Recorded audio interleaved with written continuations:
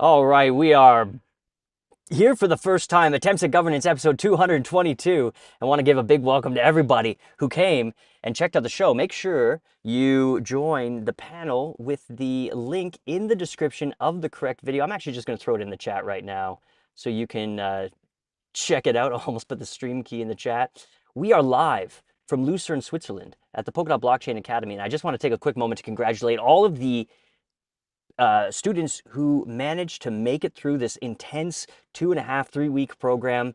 You very much deserve to be on stage there collecting your diploma, and we want to welcome you to the Polkadot family. We're going to start with the state of the treasury, which is looking all right this week. Dot up 30, no, Dot is up 170,000 Dot, worth $595,000, bringing the Dot pile to 30.81 million Dot. We're down 70,000 USDC to 2.14 million, and down 1.63 million USDT to 6.1 million. That's the state of the treasury. I'll now throw it over to Funky. Very curious to hear the state of the funk.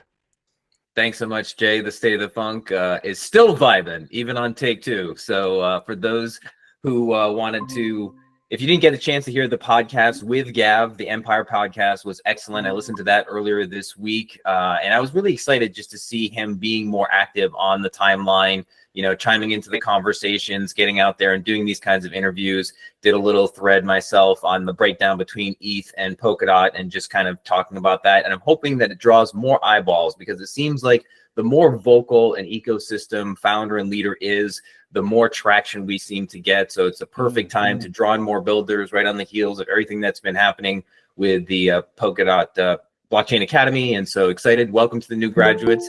And I'll turn it over to you, Jay. Thanks so much. Thank you very much, and nice to have you back. We are now going to throw it over to Limo for Referenda Gone By. Thank you very much. There are 7 refs gone by this week. The first one is by Clara on the whitelisted caller track, Ref 1498. This was approved, and this registers a bunch of Polkadot native assets on Ethereum, sets their metadata and stuff. Pretty good. Then we have Ota, who did a nice panel with you, Jay, the other day. It was pretty nice to see you around Ota together. On the big spender track, Ref 1487. This was approved, and it was for 156,000 DOT for the Paseo testnet bounty top-up. Then we've got the Polkadot Blockchain Academy on a big spender track, Ref 147T. This was rejected because it was changed to please vote nay, and it was for 3.7 million USDC, but it's been resubmitted under referendum 1497 in USDT, as we have bugger all USDC in the treasury currently. You should definitely eye Ref 1501, I believe it is, to DCA into more stables. Then we've got Open Zeppelin on the big spender track, Ref 1465. This was approved, and this is for 1.75 million USDT for Open Zeppelin support for the Polkadot Hub and Polkadot Cloud in 2025. Then we've got something that sounds like a scandal that really needs to change the name of this. This is Polkagate on the medium spender track, Ref 1489. This was rejected, and it was for 54,000 USDT for Polkagate's MetaMask Snap thing. I've never used MetaMask Snap, so I didn't see the value in this personally. Then we've got Paradox on the medium spender track, one of Funky's colleagues, Ref 1485. This was approved, and it was for 39,000 DOT to fund the public RPC providers bounty, which is bounty number 31. These guys drive the cost down for public RPCs for relay chain and systems chains. And finally, the biggest grift of them all this week. Can't believe this one. This is by TP from Bifrost, Ref 1519. This is an absolute piss take, obviously. This is 5,000 United States dollars worth of USDT tokens for TP's efforts in organizing those really good podcasts with Gavin. So congrats, TP. It was a really good job you did there. Yes. And that are all the refs gone by for this week. Fantastic. Thank you very, very much. Limo. Okay, we have a couple people in the other room. I got to see if they're going to get in here. 1506, they said. Oh, yes, of course. Welcome, guys. Let me bring you over. Hey, Dennis, how you doing? Whew. You know, it's been a big week here at the PBA, and this really feels almost like the end. But good job. Okay, all right, everybody. Let's get going here. First, oh, hey, Lucy, are you there? Yep. Welcome, I'm here. welcome. How's it going with the Polkadot Ambassador Program? Anything you wanted to share with us today? Updates, anything like that? What can we be looking out for? Yeah, for sure. Yeah, thank you for having me. It's been super busy the last few months, which is why I haven't been able to be on the panel. Yeah, there's been a bit of a shake-up, but we're kind of back on track now, and the fellowship is in its final 3.5 week now sprint left until we unveil everything that we set out to do on the 3rd of May. We had a call on Tuesday where you can find the recordings in the Ambassador G drive, where we kind of updated on everything that's been achieved so far and everything we're going to be doing in the next 4 weeks. And we will be having a live Twitter space, well, a restream. So join the Google Meet. It'll be live streamed on Twitter every Friday.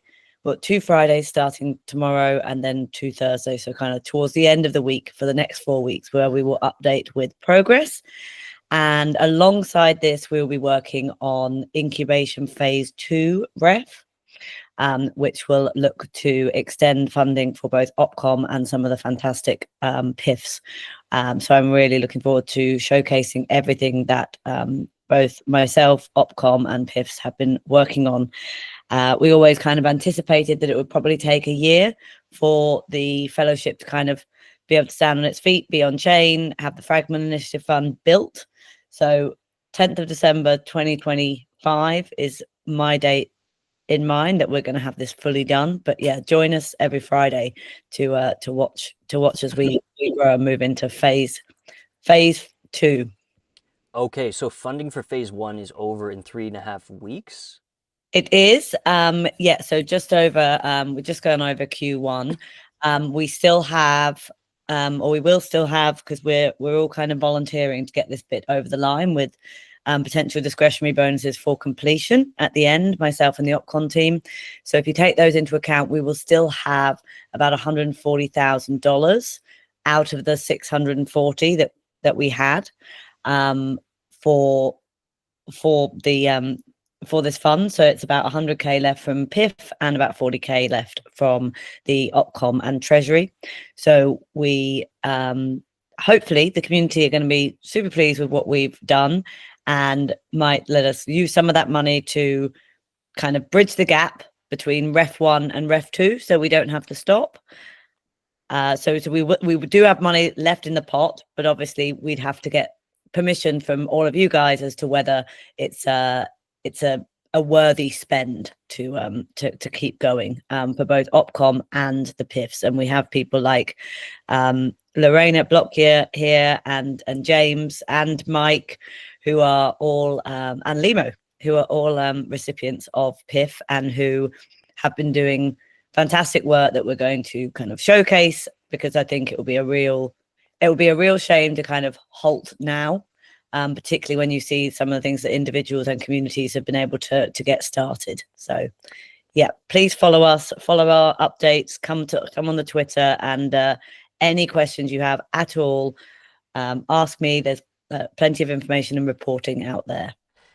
And I heard, maybe it's just a rumor, but somebody was saying that the PIF payments have stopped. Is that true, or they just paused, or what's the story there? So it was only ever going to be for 3 months. Okay. And so the PIFs have received all 3 payments now. Okay. So kind of technically they come to an end on the 15th of April. So as I said, there is still money in the initial pot. Mm-hmm. So we could fund the PIFs while we put in another referendum. And I am currently out tendering for Dev Shop to build the Fragment Initiative Fund, which is going to go to the OG Russ Bounty. So that bit's on my plate. So I'm going to make sure that when we come to the community next, this magical PIF thing that everyone's talking about is actually being worked on, and we have a decent deadline for which it will be ready. And that way I think we'll be much better off going to the treasury and saying, let's refund these guys. And we've also got a couple of other exciting people knocking on the door. Rather, this is coming, let's keep funding them. So we're just figuring out whether people want to do that on an individual basis or whether we do another collective ref. I am for the latter, but there is going to be a lot of information to sift through because there's a lot being done between those 13 initiatives and Opcom and all the individual ambassadors. So I'm working super hard with my team at the moment to figure out some cool interactive ways that we can deliver all that information, sort of interactive reports and things like that. Yeah, but if you want to see Limo and James and Latham and Polkadot Italia and all the other awesome things keeping going, then yeah, please have a look at what they've done and please support us moving forward. Thank you very much, Lucy. Just before I let you go, maybe you could confirm or deny one more rumor. It was told to me from several sources that Limo has been getting $50,000 a month from the ambassador program. Well, I mean, given he's got his camera off, it's so that you can't see all his jewels and his crown and all of the finery he's been able to buy. Oh, quickly. Yeah, there it is. There you go. He's upgraded to real Monster rather than Tesco own brand. Rolling in it. All right. Well, no matter what we pay him, I think it's worth it. All right. It's actually more. It's more than 50 because Keith pays me 100 grand. Someone said that on Twitter before. So 150 a month. Not too bad. And he still wears joggers. He's so true to his roots. That's right. All right. Well, thanks very much, Lucy. Nice to you. have you here. We're going to roll right into the title ref of the show. This is Ref 1517, Guestlist +1. Polkadot becomes the center of gravity for blockchain and music. 388.76 thousand USDC, just under a week into the decision period and looking for support right now. 1.3% in favor. We have a new guest on the show, Monica, and returning to the show, Spencer. Welcome, guys. What do you want to tell us? How you doing? Thanks for having us, Jay. Yeah, so I guess I can share this deck here. Let me see. Are we able to see this? Yeah. Okay. Yes. So Guestlist +1. I was actually surprised when we first came to. We've been working on this for, I would say, probably since like like December, I think. The inception was like in November, right, Monica? And then we started working on it in December. So it's been a long time coming. The thinking was we're doing a lot of stuff in the background with PMEI and MuFi and Beatport and Bash. And some of those initiatives are very focused on driving transactions to Asset Hub and getting users on Asset Hub, and also like building infrastructure, working with Velocity Labs to sort of leverage some of the deals that they've been bringing across the line.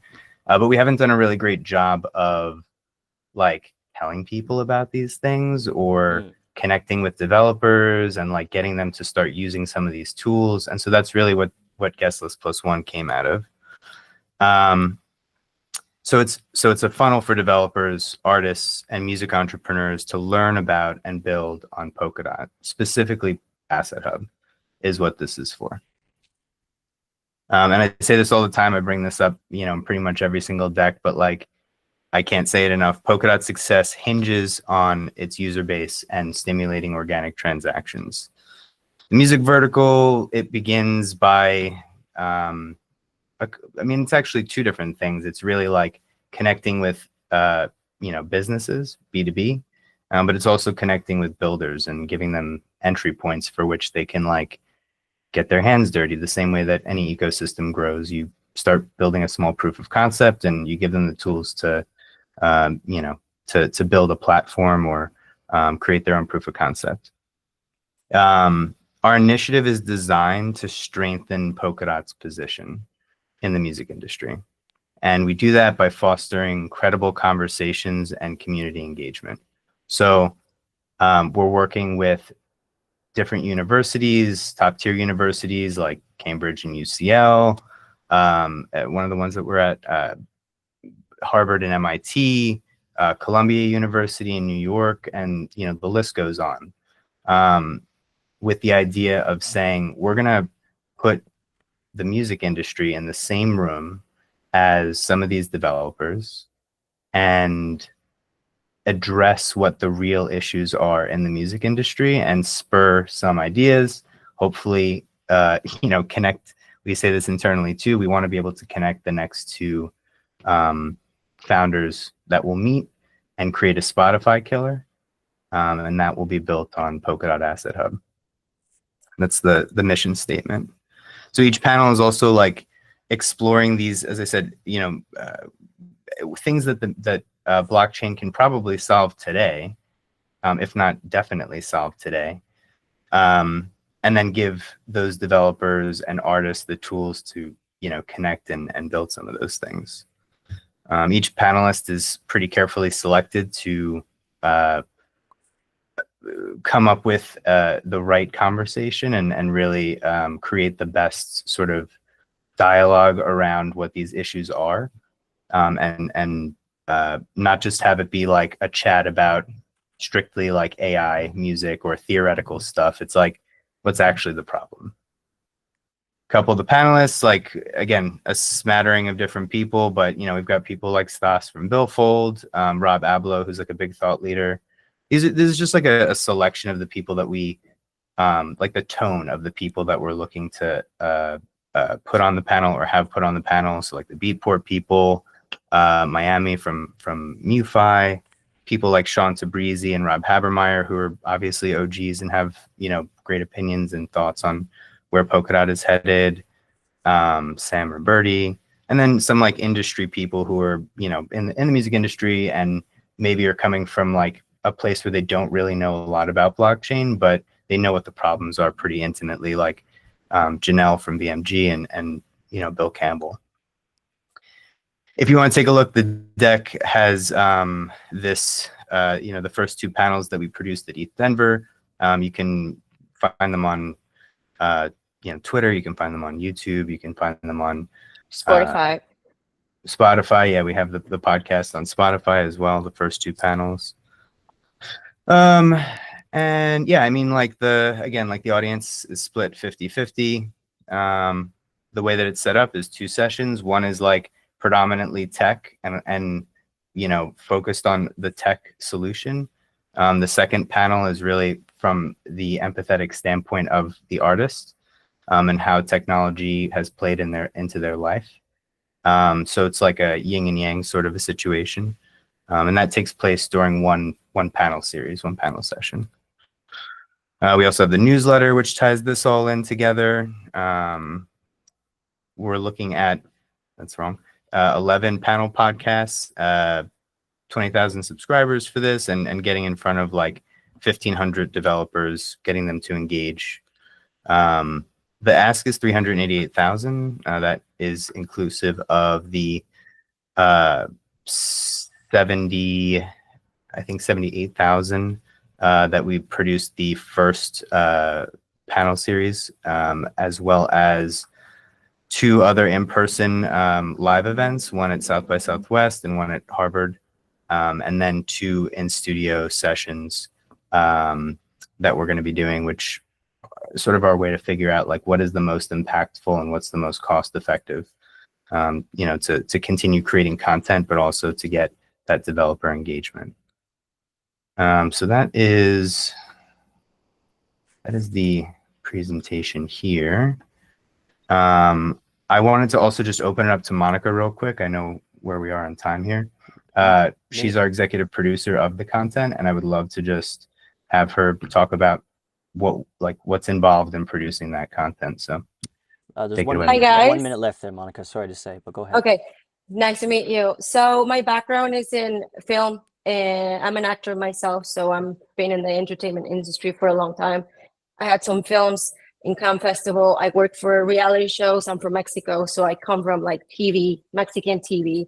So what I like about producing this content is Guestlist +1 is a safe place for musicians, for artists, and tech people. Technology can be overwhelming and a little intimidating. And Guestlist +1 creates this atmosphere where you can ask dumb questions because your lack of knowledge, myself, I'm an artist, and through Guestlist +1, I understood, and it's actually not that intimidating. So my job here is as a cast director. You cast each panelist with the goal to create these answers that people are asking, because you guys, I know, are in the tech industry for a long time, but someone like myself that comes from the entertainment industry, you lack knowledge in so many things. So when we produce this content and goes out, it really answers questions through people like me that it's really hard to understand. And also it's not out really. So what we try to do is tell the story.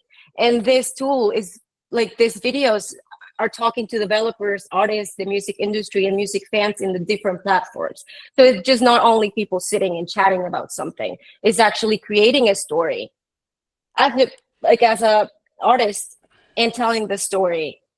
So my job is to make sure the content is right, the content is high quality. The pre-production and post-production is actually a long process. Planning, formulating the questions.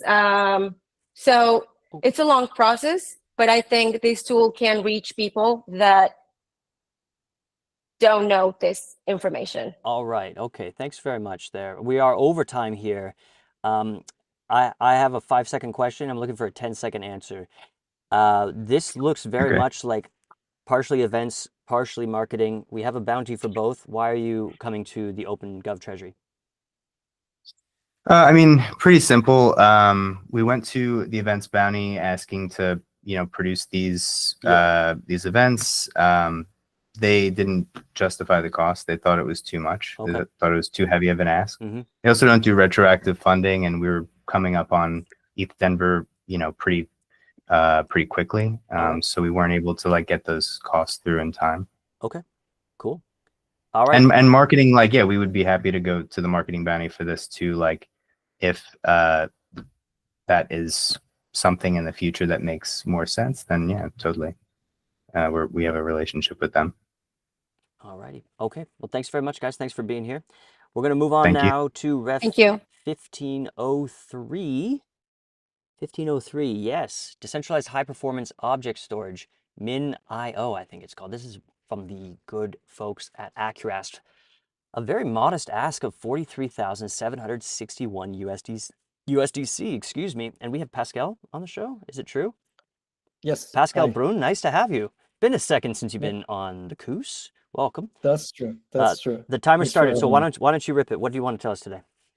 Of course. I mean, something lightweight like music and events, and then you have decentralized storage. Mm-hmm. It's kind of interesting to balance this. No, but I mean, this MVP that we want to build here is focusing on, like you said, decentralized storage with this industry standard MinIO, and essentially deploying this on Accurast. And for the ones that don't know Accurast, it's essentially a decentralized cloud powered by mobile phones. Currently, there are around 52,000 phones onboarded across the globe, and powering essentially kind of this decentralized confidential compute. Now, the cool thing that we can essentially do here is tap into, besides the compute for deploying applications, into the storage of these devices, right? I mean, mobile phones nowadays even have like 250 gigabyte of storage, right? And this is essentially one of the ways that we can activate that storage that is around. So activate the storage of these odd 50,000 onboarded phones, and more obviously to come, essentially by tapping into this industry standard. Now, there are essentially two things that we can solve with this. On one hand, deployments on Accurast. So this is essentially developers utilizing the compute that is being provided to deploy their applications that are ranging from like LLMs to essentially on-chain automation. So there is essentially a broad way to utilize that compute. But one of the essentially shortcomings of this is essentially that if a developer schedules a deployment, for example, for a month on like 10 phones, after the deployment ends, the storage is also being wiped. So this is one thing, and that we can essentially combat or essentially solve with this. And the other thing is by utilizing Min.io, it's essentially a standard that has been established over time for S3 storage. So this is essentially one of the object storage out there that are also utilized by large enterprises, for example, and various projects. Now, the cool thing is by utilizing Min.io is that, for example, projects that are building on S3 can easily switch. So with this, we essentially can then tap into the storage that can be provided by the Acro's phones, and also onboard easily enterprises and other projects to this. So not having to kind of get acquainted with completely new technology, moving a stack from one thing to another, which is obviously a huge overhead for projects and enterprises alike. But here it's essentially way easier to kind of say, okay, now the storage lives completely decentralized across these phones provided by the community. And with this MVP, like you've said, Jay, moderately ask, it's essentially providing a way and making sure that this works with integrating this standard as a deployment, and then further understanding of how the resilience can work in regard of backups, for example, so that the storage is not only on one specific device, but then is being spread across multiple phones through this peer-to-peer communication between this. And essentially kind of having a first step into this potential of broader adoption when it comes to this decentralized storage. And I'm happy to answer any questions here or on the referenda itself. Thanks for having us. Super. Thank you for being here and for leaving some time for questions. I do have some, but I want to open it to the panel first. It's actually a very unique ref as far as the votes go and the discourse. But let's hear from the panel. Who's got a question, comment, concern, short story? Spencer. All right, coming from slightly non-technical place, so make it very, very easy to understand. I have, wasn't there like a company back in the day that was doing decentralized storage stuff, like Sumi or something, or Sui, or no, not Sui, Sumi. Yeah, yeah. I mean, there are multiple projects out there kind of focusing on decentralized storage, like fully dedicated to this. But essentially what we are proposing here is there's already a network of compute providers out there. So why not tap into this, and why not utilize like an industry standard for that? Okay, yeah, so that was going to be my question, was just like, what's the value prop? But I mean, it sounds like that's sort of it. Oh, I guess the follow-up question to that is there anything that can be learned or avoided from the mistakes of some of those other decentralized cloud storage companies that like didn't really hit? Because I feel like I've seen it like a couple times. I'm just like not sure why. Like, why is it not like caught on? Yeah, I think it's not reinventing the wheel, essentially, right? Because what we are saying here is this is, and now we can tap into this, right? And there's also an easy onboarding process then for these enterprises to utilize it. All right. Oh, by the way, Spencer, Sumi became Pipe Network, which is building on Solana after Polka House exploded. Okay, so It's a fun one. Pascal, I have to ask you, first of all, I mean, okay, you said this is an MVP, so more funding coming possibly? Yes, I mean, that's one potential avenue, right? If we see, okay, this is like a very interesting business case that with this MVP we can essentially validate, this is also a potential revenue stream for a project building on top of Acro's and using that MVP for that. So generally, I'd be asking at this point, like, why is the Treasury paying for like a parachain's build out? Although what's unique about this is we have a lot of parity people in the comments. So we have Oliver, just kind of leaving a tip for you, but we have Basti asking some questions. You had back and forth with him. Doesn't look like Basti's voted yet. But then we also have Pierre, VP of Engineering at Parity, kind of saying that he's interested to see what would happen here. Also, I'll point out on the votes, very unique voting structure. We have Lucky Friday on the I side, we have Chaos DAO on the nay side, and then all the other DVs are abstain. But we have two bigger voters come in here, 16IN and 13FB, kind of seeing this through. So what's going on here? Are you working with Parity? Have you spoken with them? What's with all this Parity attention? Yes, there was essentially conversations with Pierre and others in the ecosystem that said, okay, this would be something interesting. And for us on the Acro side, having the ability to tap into like this unused storage is essentially a no-brainer. And we always wanted to do that. So having this now as a good first approach definitely makes sense for us. Interesting. Okay, well, that's time. Thank you very much, Pascal, for coming on. I guess we'll see next Thanks. week how this goes.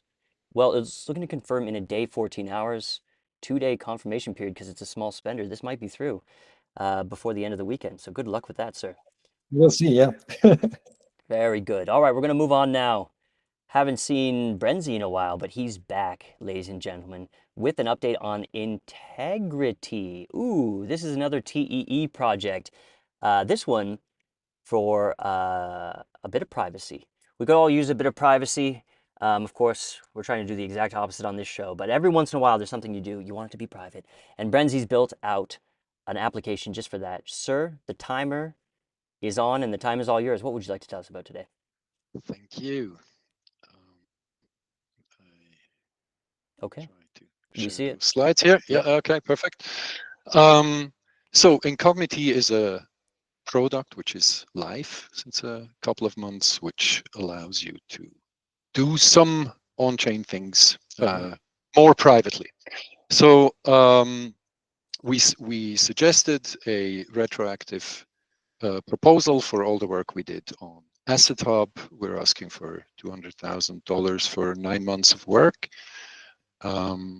So let me quickly just frame what we want to do. We have, on the one hand, whenever you send a transaction on Polkadot or you vote in OpenGov, that is all registered on a public ledger. It is all linkable, basically, where the money comes from, where it goes, and so on. So it's actually a, well, pardon to say it in those words, but it's a surveillance mechanism to a certain extent, especially if we look towards everyday use of Polkadot. And we have the other extreme, which would be absolute privacy, where we have zero accountability and where we have, well, a lot of criminal stuff happening. And we try to find the middle ground where we can say, hey, we want to have privacy by default, but law enforcement should be able to do their job if there is enough evidence, and certainly not just handing out the back door to the authorities, but some more clever solution. So what you can have already today is payment in tokens, also in stable coins, with transaction confirmation of about 1 second. So here is the first layer of compliance. Let's talk about small everyday amounts. You are in a point of sale situation. You can now use, well, this demo was with a Nova wallet. It can be with Sub wallet too. You can use our DApp. You can pay in US dollars at a point of sale, which accepts that, obviously. And we already support a few other tokens like Bitcoin, Ether, and soon Euro. And the fees are paid in the same token.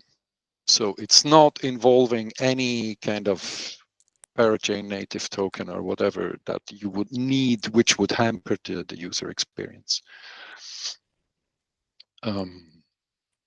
Then, besides that, we also have private messaging, which is something we haven't seen elsewhere. You can send a private message to a Polkadot address, maybe some OpenGov voter, maybe people you discover on Polkadot People, and you leave no metadata when you message with them.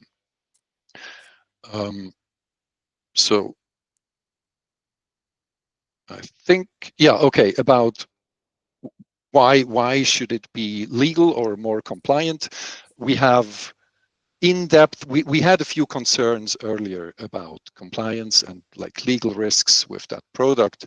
I think we have quite a good section on our plans in our documentation, but now in beta, we just limit the amounts that you can bring to our sidechain. And next up, the planned features are, well, more assets, private swaps among those assets, and private voting in OpenGov should that be desired by the users. Yeah, as I mentioned, we ask for $200,000 in USDT for 9 months of work, and we consider this a soft loan. So this means we intend to pay back 110% of that amount from the revenue that we generate, that we collect fees for the service. Thank you. Happy to take questions. Very nice. Yeah, you know, I like the idea. It's early days, but you have 100% support right now. I guess we'll have to see how the DVs come in. Let's open it up to the panel and hear what everybody has to say. Anybody have a question, comment? Oh, Spencer back in the ring. No, I mean, this is just like, you know, cool for Asset Hub stuff, but are you guys going to deliver this like as an API? Or is it just going to be through the platform, like for an individual user?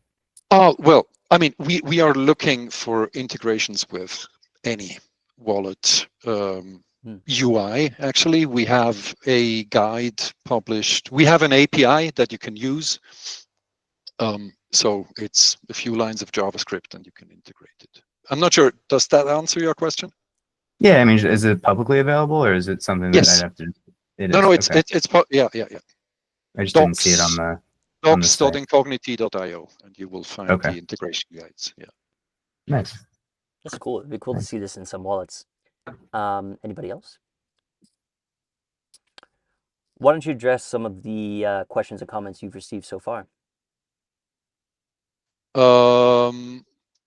Here in the chat or where? Oh no, have you got any feedback yet, or not quite yet? I thought I Well, saw some yes, feedback. Yeah. yes. There was one comment on. Let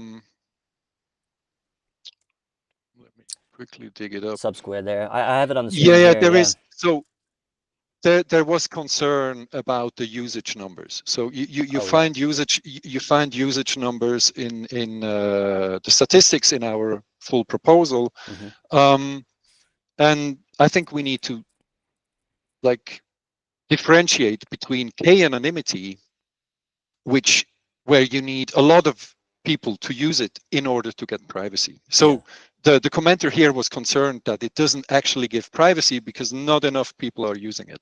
Okay. Now, like this a is mixer. exactly, and Yeah. this is only if you want to use it as a mixer, but that's not actually what Incognitee does here. If the video that I showed is nothing ever hits L1, nothing ever happens on the Asset Hub itself publicly. So that means the privacy doesn't actually come from just mixing different users. It comes from the fact that the whole thing is executed in a black box in a TE. Is there... So that's also, by the way, why it doesn't leave metadata. So who sends money, how much to whom is all private. Everything that you can actually try to do is network level linking, but then there are other tools to obfuscate that if you want to like go the whole stretch. If I were to send 100 DOT onto the side chain, and I wanted to withdraw it into a new account and my whole goal was obfuscation, it would not be such a great use case for that? You can use it as for that, and we have instructions on the Polkadot forum on actually how you should do it and what you get out of it. And actually right now for DOT we have a better K anonymity than Monero already, but only for small amounts. So it kind of you need to see that it's for an amount of 10 DOT we have more than 16. So you have a plausible deniability of a set which is bigger than 16. And on Monero, it's the anonymity set is 16 at best. But there are a lot of caveats.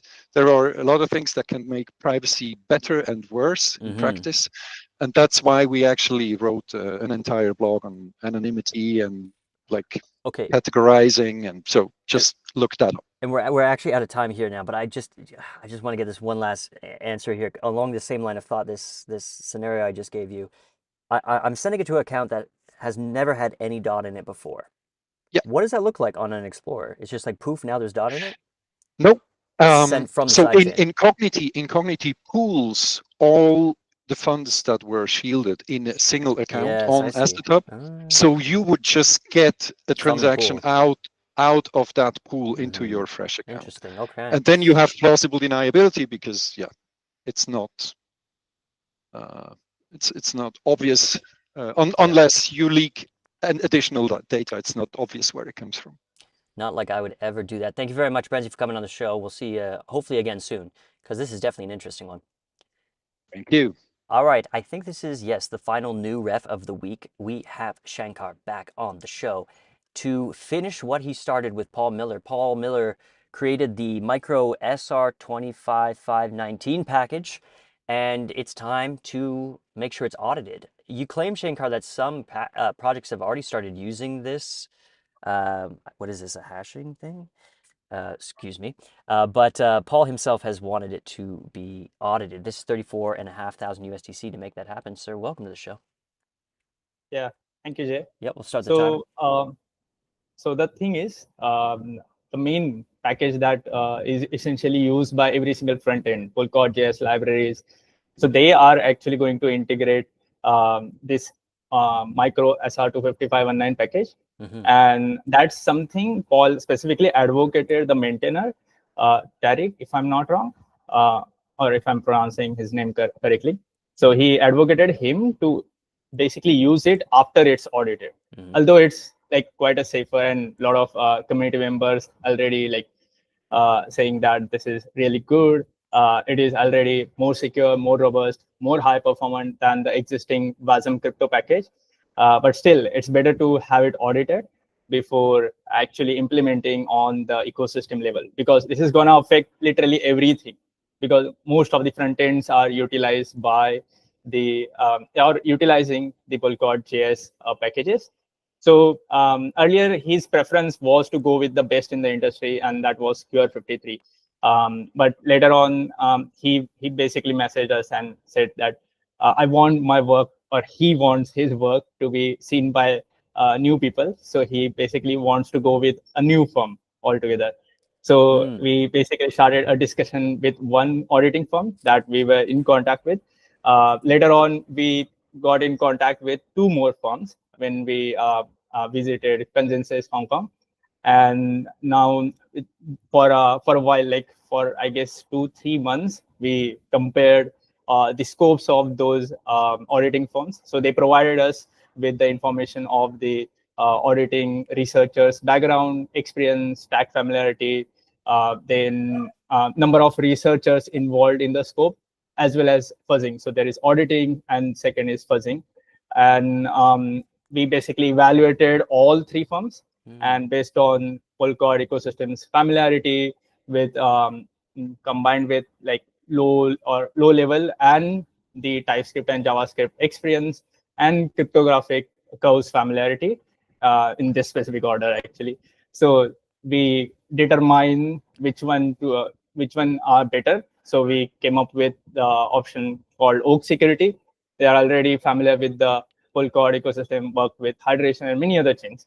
I guess they don't even need introduction. And so we basically drafted a proposal. The main reason for drafting this to OpenGo and not to PAL was basically the ethos, nothing else. So we don't gain anything by proposing this to OpenGo. But at this point, if we are liquidating more DOT, when we have an option to use USDC or USDT, why not go with that option, right? So that was the only discussion that we had, and we chose to basically propose this to OpenGo.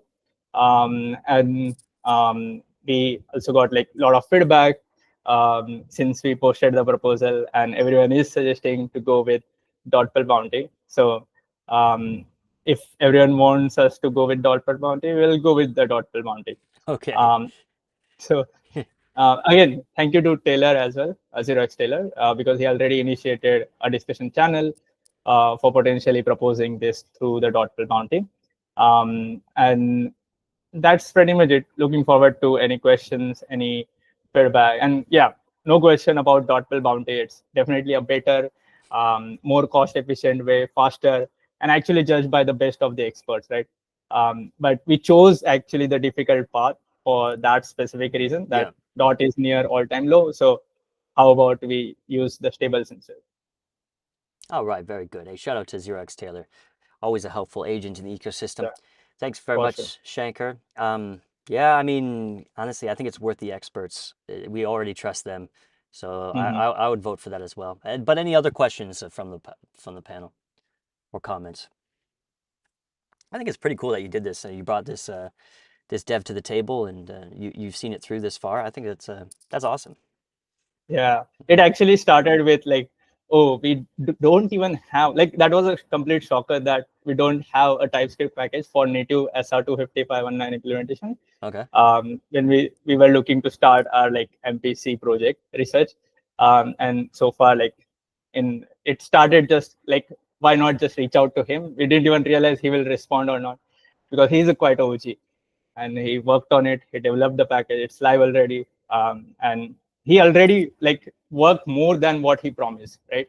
So he did the integration for Polkadot JS, which he didn't mention in his development scope. So he did that without any incentives, and the pull request is already there for anyone to have a look, and that will be merged only when the auditing is done. Awesome, cool. All right, Shankar. Well, let's see what happens with this. But I think probably we should get this audited. Sounds useful. Thanks very much for coming on the show. But one last thing, Sure I guess thing. there was one comment about why not fund this through your own chain or something like that. Okay. So this is not specific to Edgeware. Edgeware is not getting benefited by any means. This is actually will be benefiting the whole Polkadot ecosystem, every single parachain, even solo chains as well. So that's all we have to clarify. I feel like you always get these questions. Have you ever considered just rebranding to something not associated with Edgeware? No. Okay.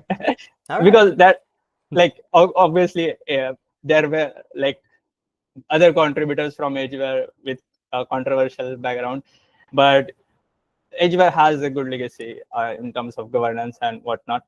So we got benefited from Edgeware's governance, Edgeware's treasury. So although we are now contributing to the whole Polkadot ecosystem, we want to keep that essence, which just is like a slight hint that Edgeware is aligned with the Polkadot ecosystem, although it's a solo chain, not by choice actually.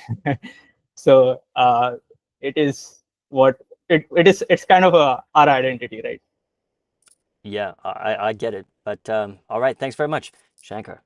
We'll see you very soon. Yeah, see you. Bye. Moving on to some refs we've heard from before and are happy to hear from again. This is number 1506, Fuel Arts by BitBasel, the artists and collectors Polkadot hub to onboard 20,000. Okay, well, you see the title right there. 316,000 USDT for these guys. Really struggling to get the value prop across to holders so far. Almost 32 million DOT on the NA side, and just 1% support so far here. Let's see if we can get a new conversation going. James, Dennis. Yep, welcome back to the show. Yes. Hi, everyone. Thanks for having us with our updates. I mean, despite the current voting results, the past week has been quite productive for us, because we've reached out personally to DVs and DAOs to thank them for their time and help them better understand our approach. So we believe that the next vote and the rest of the DAOs will have more weighted decision, so based on knowledge. And we also set up the MAA session with some of the leading voices of the digital assets, which will happen next week before AAG. So we'll summarize some of the findings from there, including artists, marketplace builders, analysts, so to discuss where the NFT market is heading, because the previous week wasn't the best week for NFTs overall, because the Art Basel and UBS report just dropped, showing a decline in the NFT segment. I mean, something that we had anticipated internally, but which is now publicly available. So in response, we published an article summarizing not just the challenges, but the proposed solutions. And you can find the link to this article. We shared it behind the today's stream, so you can find it linked in the comments under this video, and we'll also share it in the OpenGov proposal. So we believe it's relevant and will help better to understand the next path and why we are still struggling for this proposal. We'll be happy. Please suggest if there is a need to have a 1-minute deck, or I can concentrate on the questions that we've received so far and on your questions. And also, I would like to use this time to support Spencer with his project, because he's entering a very interesting niche, which is also in the creative tech domain, because in 2024, the total revenue of the recording music industry amounted to nearly 30 billion, and with 20 billion coming from streamed music. And at the same year, the live events music industry saw a 23 million market. So we have 700 million paid users worldwide who are linked to the live shows, and this is the market he operates. So I believe this project has a big potential, and it also refers to NFTs we're struggling for. So that's why I used this time, because I didn't have a time to ask the question towards Spencer and his charming colleague. So yeah, regarding the questions that we received last week, so the new question was from Daniel. He asked to tell more details. How do we onboard artists into the program? So the point is, first of all, the program is divided into 2 parts. So we have hand mode, Miami class for 1,000 of artists, and we have online class with the 100% enrollment. The only thing is that you have to set up a Polkadot wallet and put one dot there to start your transaction history. So that will be the entrance ticket to our educational program. So as for the on the artists which we are onboarding in Miami, the selection process is very simple. First of all, a year ago, Phil Arts and BitBasel, we republished a Miami Creative Tech report. So we analyzed all the ecosystem, starting from artists, musicians, fashion designers, whoever. So we know the creatives know us. That simplifies the process. Then we apply a professional screening process that evaluates their careers and track records, like creative achievements, art history achievements, Web2 presence, such as social media engagement, number of collectors behind them, price growth, dynamics, and so on. So that ensures that we bring the artists with strong communities and proven value, with already existing collectors, so who are ready for transition from Web2 to Web3 with the real impact. So that's the question towards that's my reply towards Daniel's question. All right. And I'm happy to accept yours. James raised a hand. Maybe he wants to criticize me. No, I just want to add a quick comment. So Scott Spiegel from BitBasel was planning to be here on AAG today. Yeah. He had a very last minute conflict and wasn't able to speak, unfortunately. Additionally, Charu from Unique Network was hoping to join the call today. However, she is on a plane at this time. What I wanted to say is, for all of the conversations that we've been having with the DVs and some of the DAOs in the past week or so, my general sense is that there's no real issue with BitBasel or Fuel Arts per se. I think it's around this larger narrative in the community right now around NFTs are dead, for lack of a better summary. Seems like it, yeah. And I think that Chardu and her team are really trying to shift that narrative. We are trying to do the same with all of the data points that we've been bringing to the table. But I think, and all of the conversations that we've had with the DVs as well, interestingly, I was expecting a really confrontational session because of the current vote. And we're not hearing that, or I'm not hearing that. It's like in the conversations we're having, people seem generally interested in the idea. I'll be curious to see how those new DV cohort votes come in on the 14th. Yeah. But I think the opportunity here is really to just have that larger conversation around how do we shift that narrative and what are the general concerns from the community. That's my comment. Very, very good. Thank you, James. I have only like two phrases to add. In our articles, you'll find the summary, which leads to straight to the point. Like, okay, we're back to 2019 levels, yeah. But from our perspective, that's a good thing, because now, without the noise of speculation, both creators and investors, I mean, artists and collectors, can return to building value, but not the hype. So now we have a unique chance to lay foundations for long-term trust and utility, like the basis on which Polkadot is built on. So we are now in the best position to start preparing the army, for the creative army, for the next step, for the next generation, for the next layer of digital assets expansion. And that digital assets, the fact that digital assets came into our life forever, is undiscussable, I believe. That's it. Doesn't matter how it's called, NFTs, NFT 2.0, whatever, Sal Bond or whatever. You know what? It's a really good point, and James, I think you're right there. I feel like the vibe is like, yeah, this is good. It's just, you know, I wonder if those DV votes come in and it's nay. Like, I wonder if there's just a smaller way we could start here. Does it have to be this big ask up front? Is that? I mean, maybe it does. Like, maybe it's only worth your time, right? If it's larger, but maybe there's also a smaller way we could start to try to actually build value here. I'm not sure. I mean, obviously, we're open to anything, but we've been in this conversation with the community since last year. True. And we've talked to many, many people in the community who theoretically have supported the direction and the concept of what we're doing here. Yeah. So, and based upon all of those conversations and everything we've done for the past 6 months has brought us to today. Yeah. So again, my point, because we're not getting overly negative feedback, I really think it's a broader conversation of the current narrative around the creative arts space, and does Polkadot want to be there because it's happening on other chains and the asset class is coming online. And I think it makes sense to me, but obviously we have to respect the opinion of the community. Mm-hmm. But the price has always been in the $250,000 or up range, right? You know what I mean?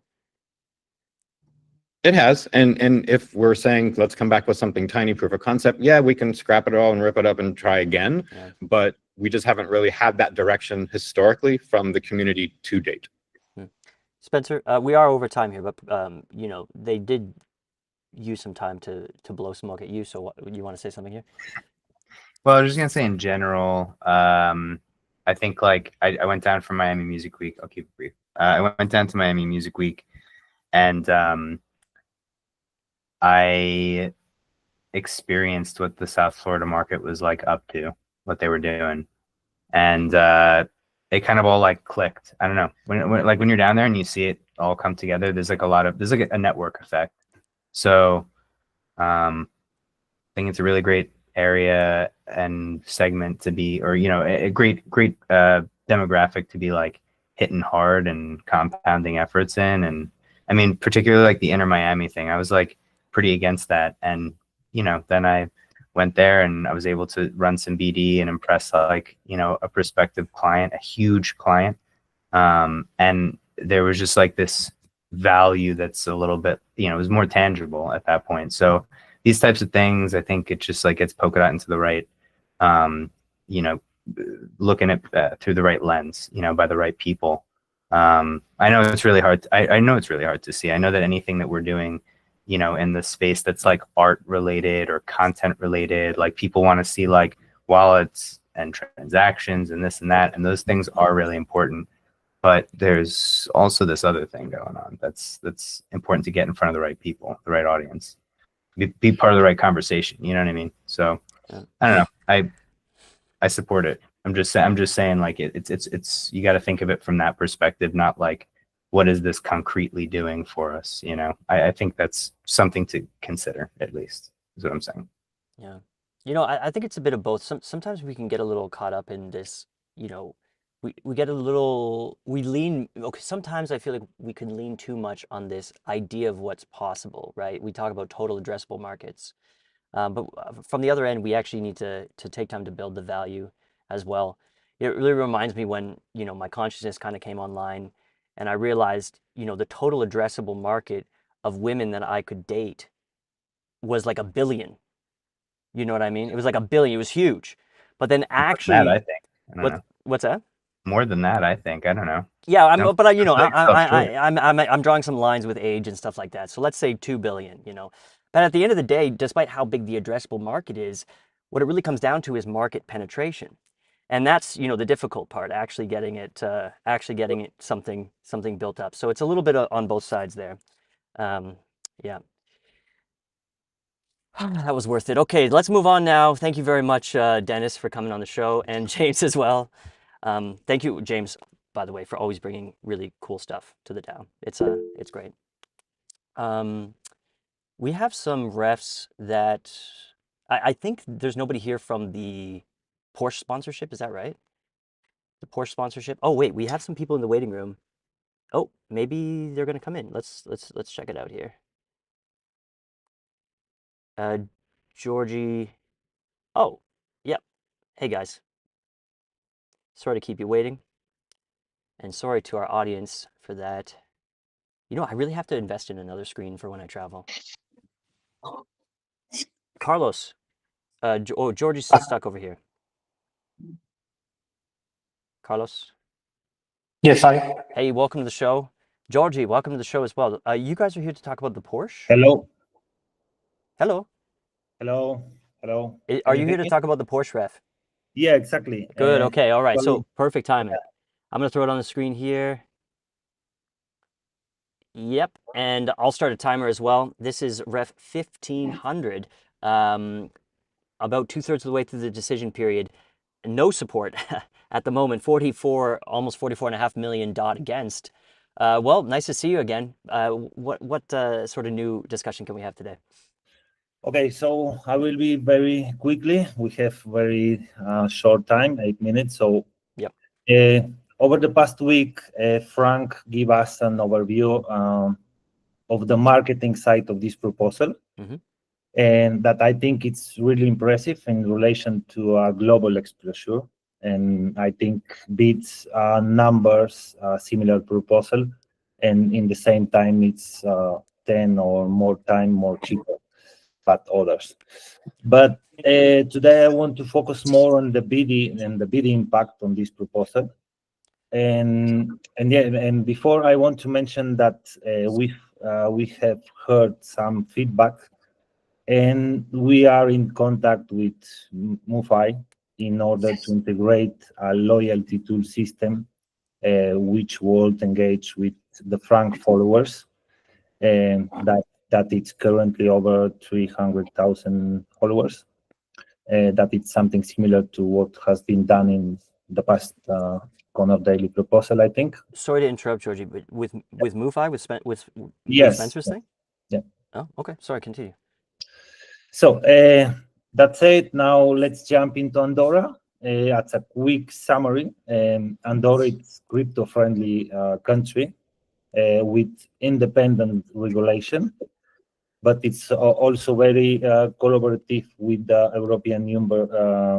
European Union member states.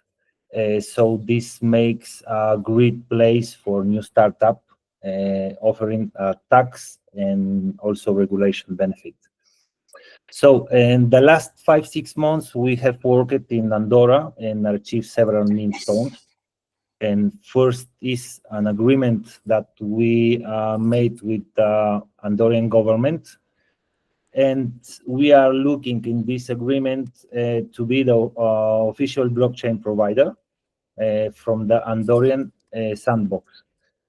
That meaning we will give technical education and research support to any new startup and also for an institution that are building their MVPs in this sandbox and need Web3 solution in this integration.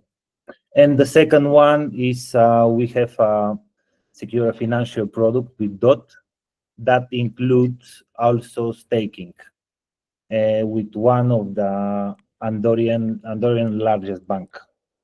And so making this the first product on this type offered by traditional bank.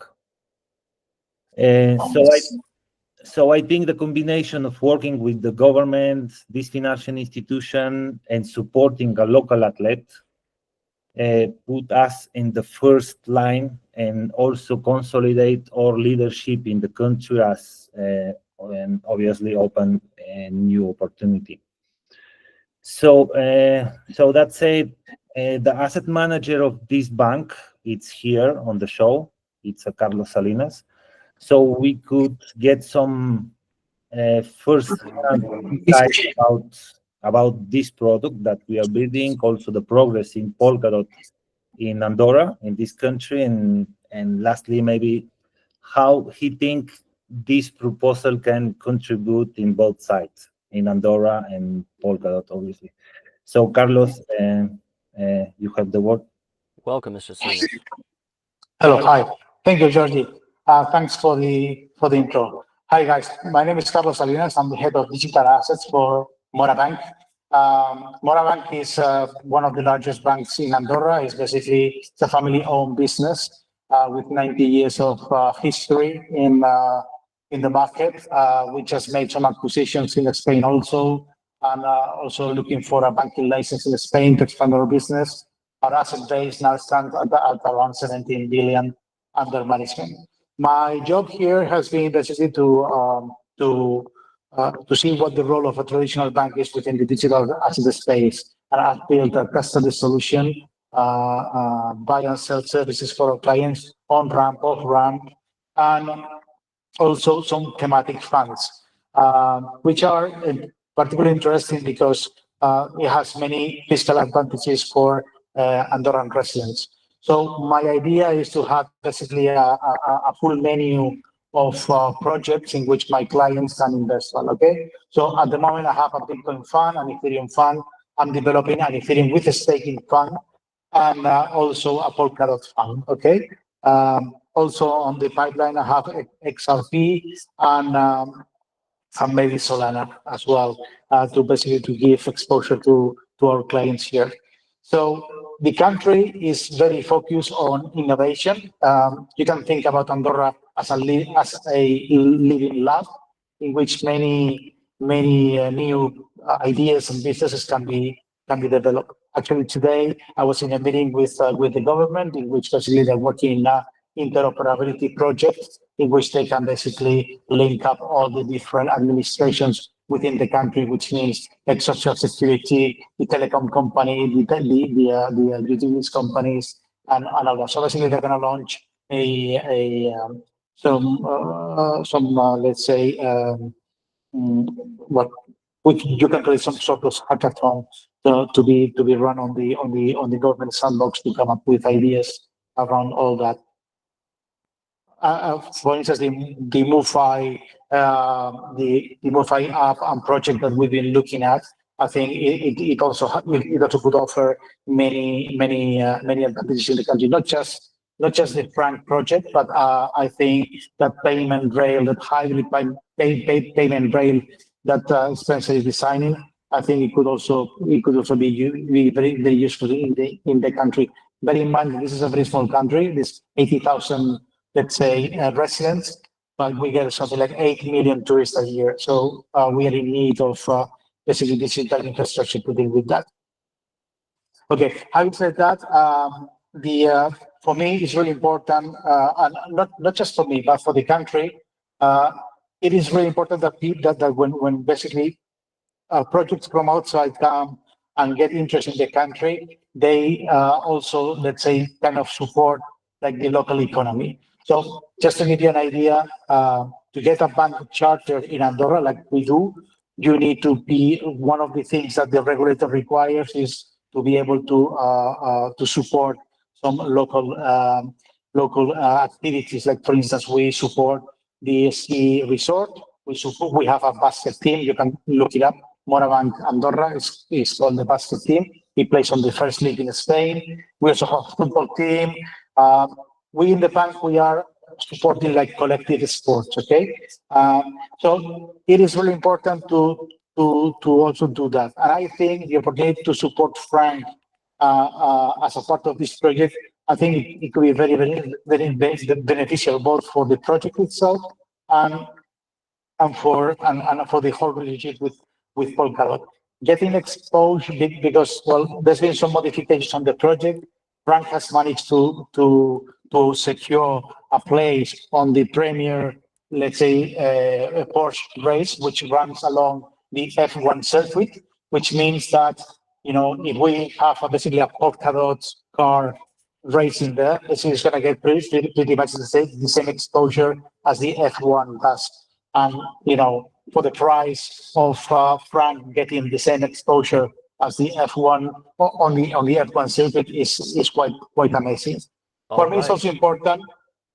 For me, it's also important to have a place in which basically I can engage with private wealth clients. You know, they all like races. You know, and Andorra is also a racing place. You know, all the people living here, the first thing they do when they come over is just buy a Porsche, and you know, it's something that they like a lot. So it creates a good environment and good basically networking opportunities for me as a banker, for me as an asset manager, to explain this new way of seeing this new economy as such. Okay. All right.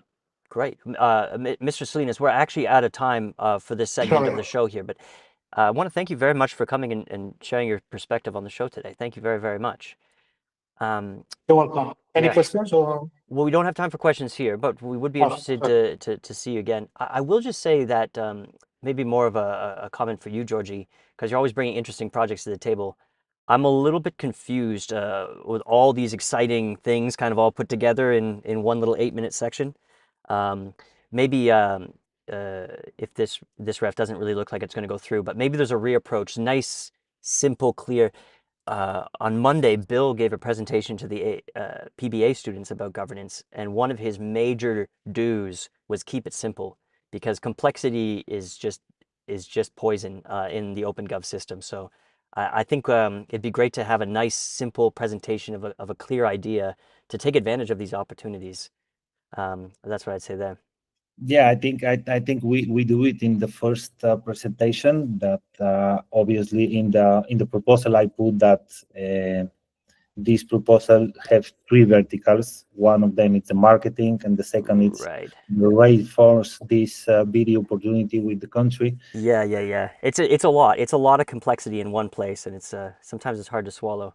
Yeah, for this I present this proposal in the marketing body. Yeah. But they say, okay, the proposal is good, but we can decide on this. This needs to be voted on the whole community, that it's not only marketing, it's mixed between business development and other strategy. Yeah.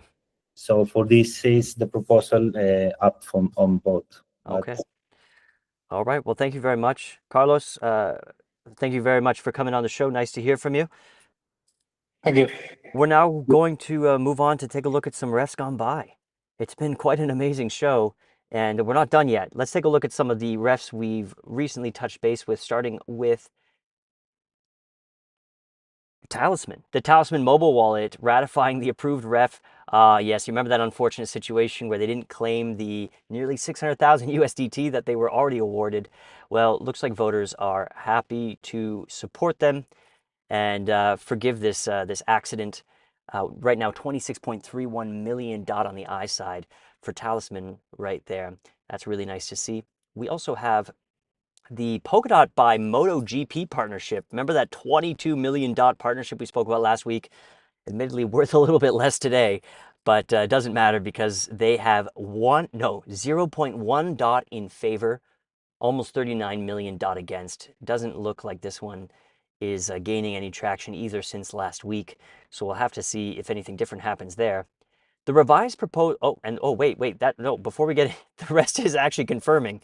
So before we get there, I want to open it up to the panel to see if there's anything we wanted to discuss this week.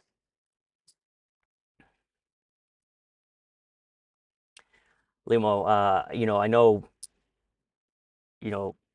maybe there's no incentive or motivation to talk about governance, but if there is anything on your mind that just wants to jump out, now's the moment to share it.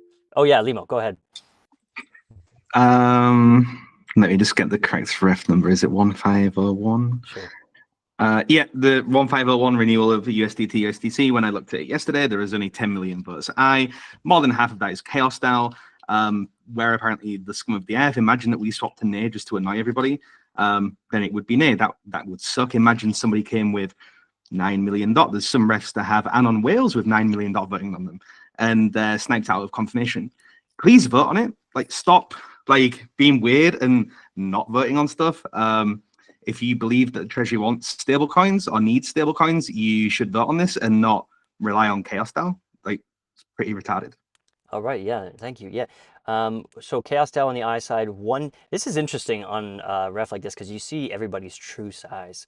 So Chaos DAO with an epic 5.82 million DOT on the I side.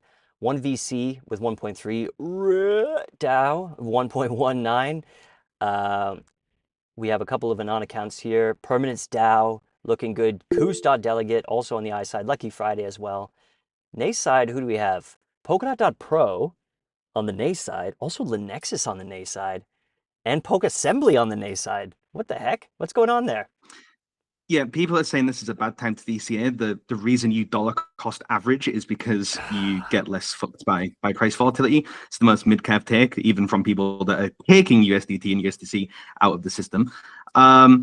Again, people need to vote on this. This vote is not it's not resilient at all. We could troll this. It could go in confirmation in sudden death.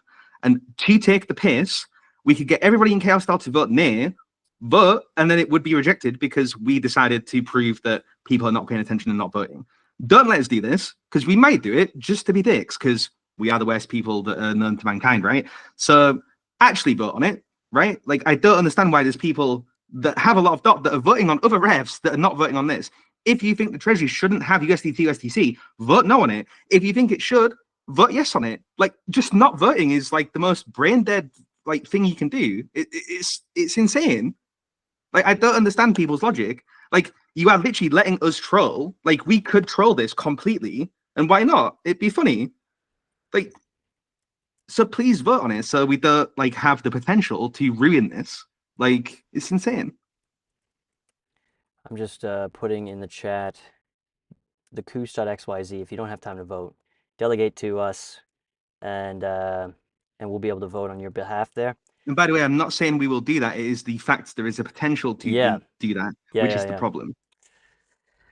Well, I hope it goes through. I mean, this whole it's a bad time to trade DOT thing is, of course, nonsense because we lose a lot more. We say this every week, but we lose a lot more when we only have DOT to give out.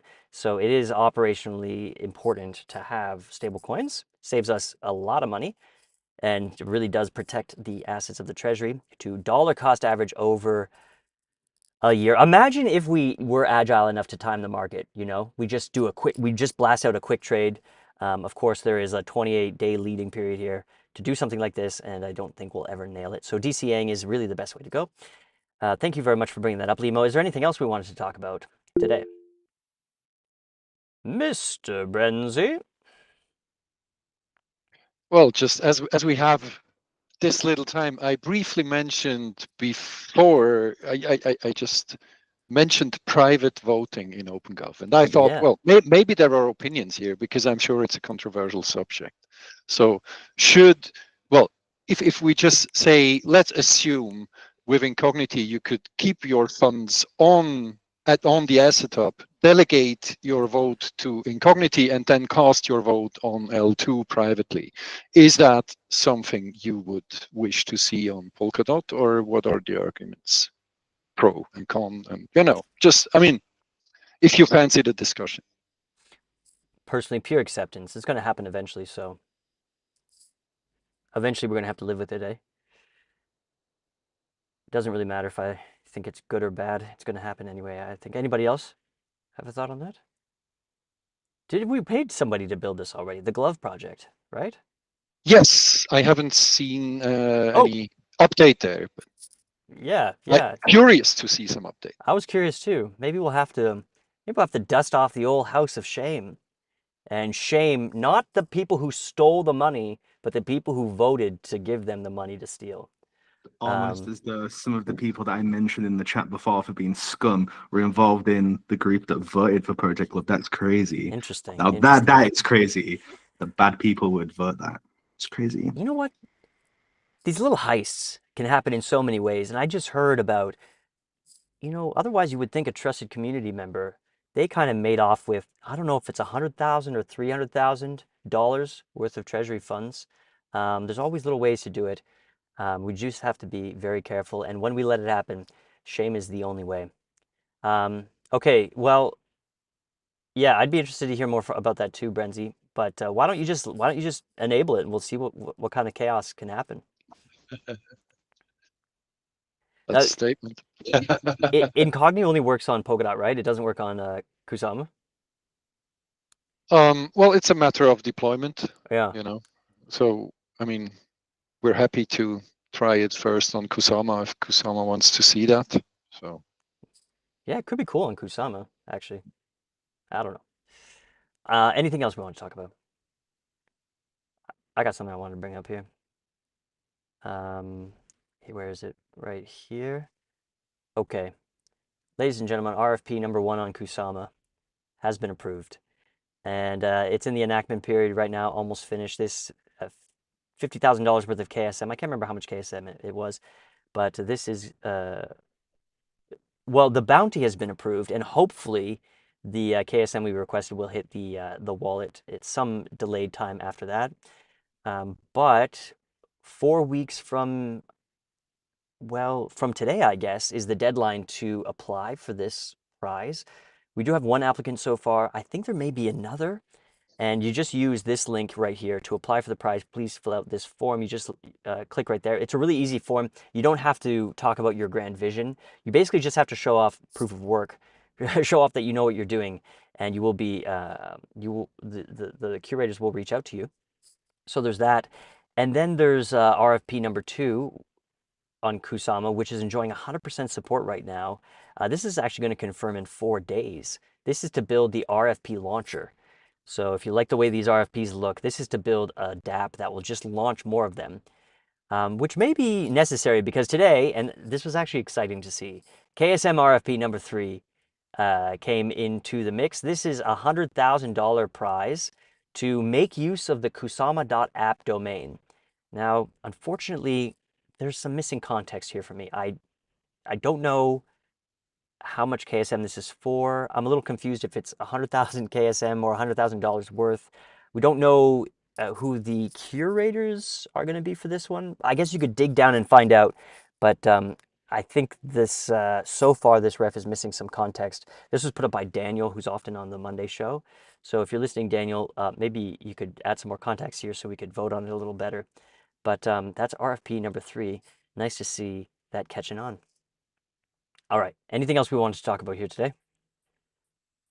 Because we do have some refs that are confirming right now. We will get to in a second after we hear from Limo. Referendum number 56 on hydration, which is titled "The Most Giga Runtime Upgrade Ever," is the final preparation before the launch of Gigadot. Pretty big. Kidding me.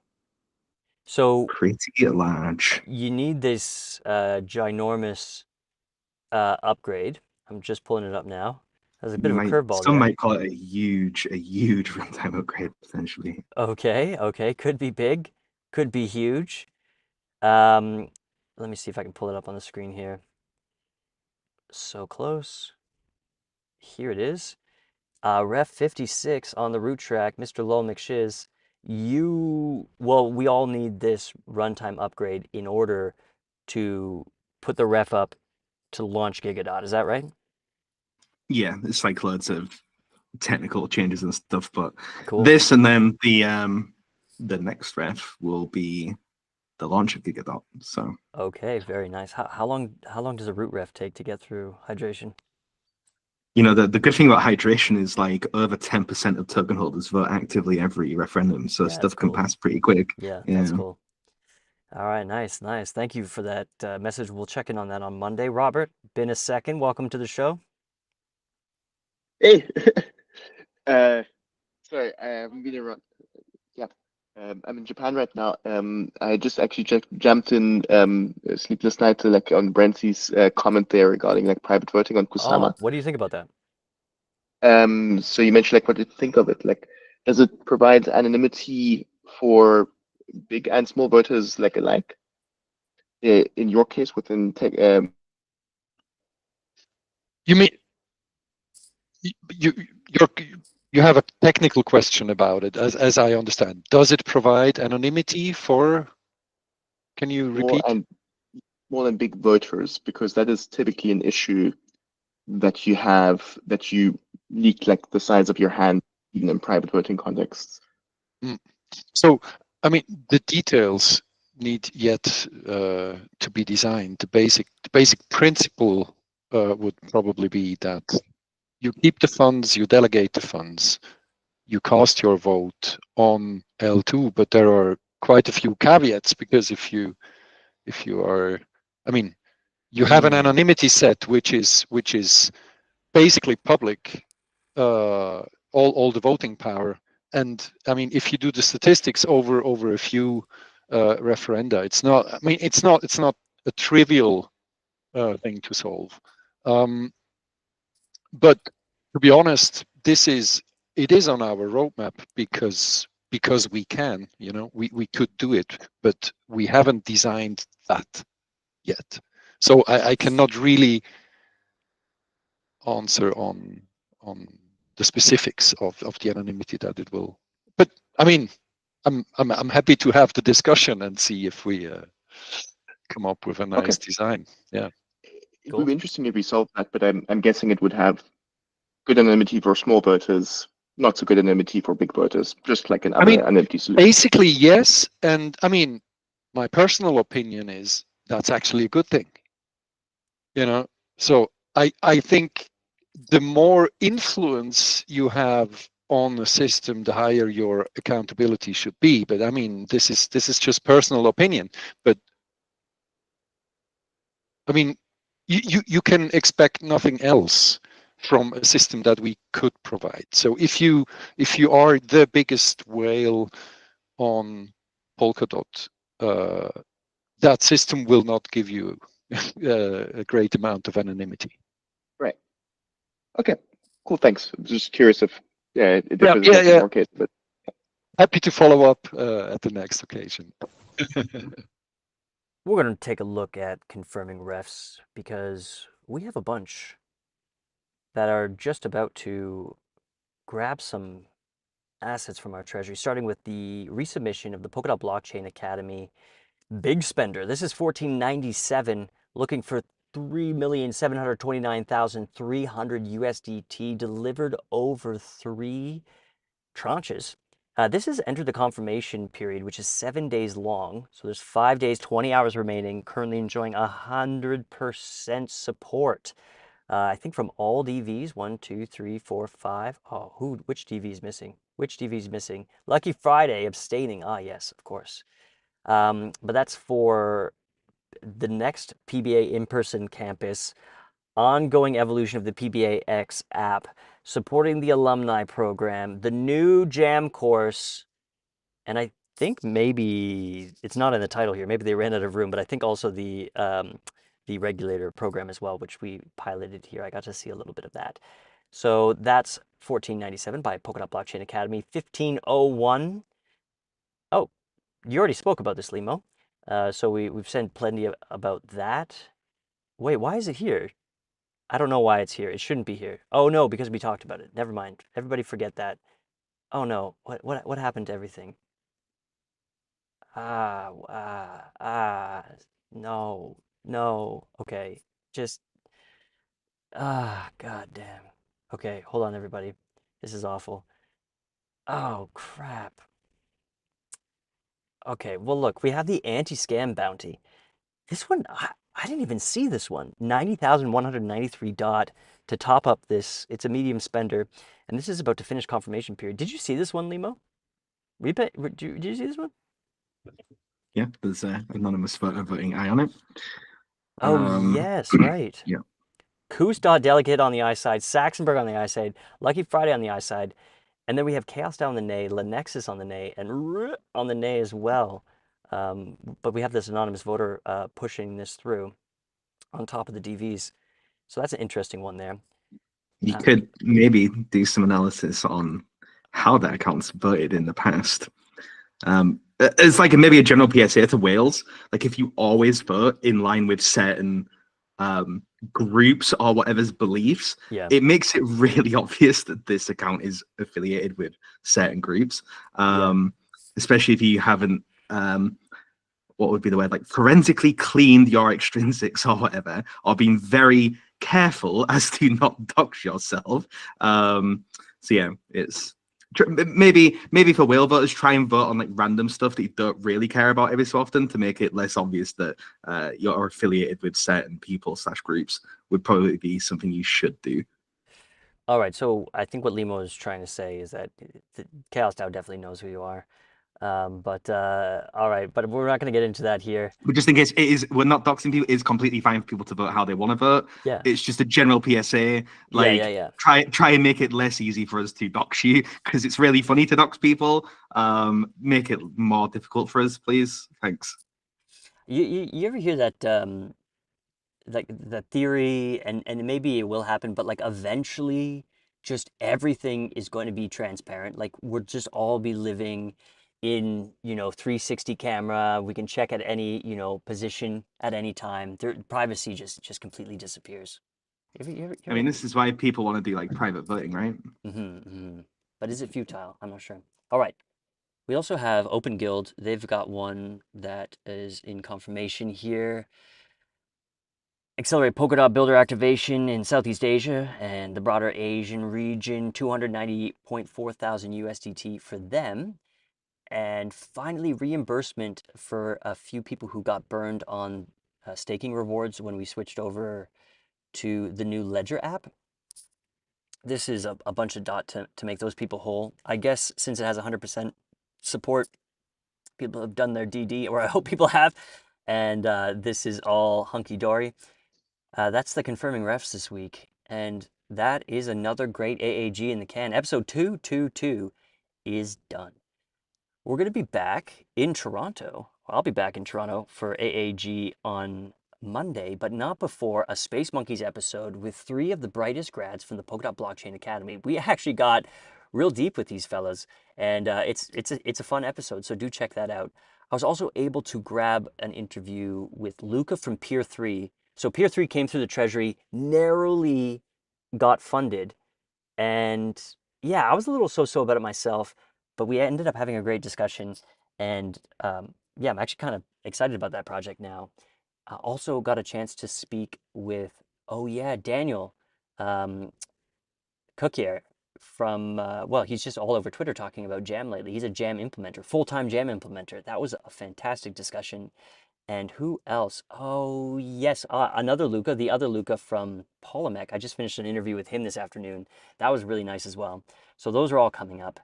I want to thank you very much for participating in governance and being here on this show today. We will see you all next week. Until then, have a great one, and we'll see you soon. Bye, everybody.